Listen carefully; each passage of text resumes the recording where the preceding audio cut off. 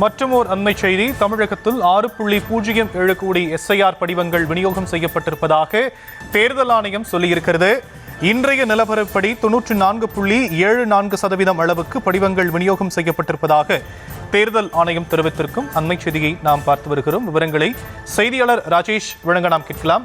Rajesh, SIR படிவங்கள் விநியோகம் குறித்து தேர்தல் ஆணையம் என்னென்ன விஷயங்களை மீண்டும் குறிப்பிட்டிருக்கிறாங்க? வணக்கம். தமிழ்நாட்டில் 94% மேல் SIR படிவங்கள் விநியோகம் செய்துவிட்டதாக இந்திய தேர்தல் ஆணையம் அதிகாரப்பூர்வமாக அறிவிப்பை வெளியிட்டிருக்கிறது. நவம்பர் 4 முதல் SIR என்று சொல்லக்கூடிய வாக்காளர் திருத்த பணிகள் தீவிரமாக நடைபெற்றுக் கொண்டிருக்கிறது. வீடு வீடாக சென்று தேர்தல் ஆணையத்தினுடைய அந்த அதிகாரிகள் படிவங்களை கொடுத்துக் கொண்டிருக்கிறார்கள். அதாவது வாக்களிக்க கூடியவர்கள், வாக்காளர்கள், தகுதியான நபர்கள் இந்த படிவத்தை பூர்த்தி செய்து கொடுக்க வேண்டும்.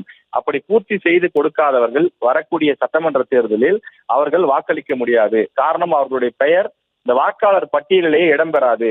ஏனென்றால் இந்தியா முழுவதும் டபுள் என்ட்ரி என்று சொல்லக்கூடிய ஒரே நபருக்கு 2க்கும் மேற்பட்ட இடங்களில் வாக்குகள் இருப்பது, இறந்த நபர்கள் ஆயிரக்கணக்கான பேர், லட்சக்கணக்கான பேர் இன்னும் வாக்காளர் பட்டியலில் அப்படியே இருக்கிறார்கள்.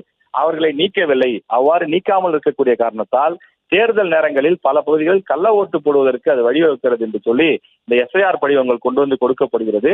தகுதியான நபர்கள் சரியான விவரங்களை குறிப்பிட்டு அந்த படிவத்தை திரும்ப ஒப்படைக்க வேண்டும் எனவும் தேர்தல் ஆணையம் அறிவுறுத்தியிருக்கிறது.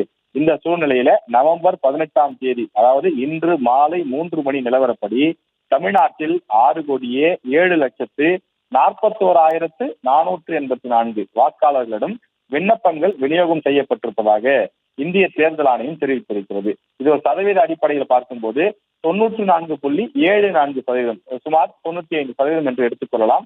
எனவே அனைத்து பகுதிகளுக்கும் தற்போது இந்த SIR படிவங்கள் கொண்டு சென்று சேர்க்கப்பட்டிருக்கிறது. அவற்றை பூர்த்தி செய்து திரும்ப பெறக்கூடிய பணிகளும் தமிழ்நாட்டின் பல இடங்களில் தொடங்கி இருக்கிறது.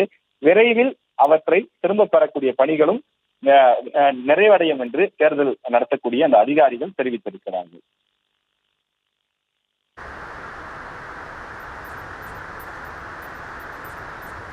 தற்போதைய விவரங்களுக்கு நன்றி ராஜேஷ்.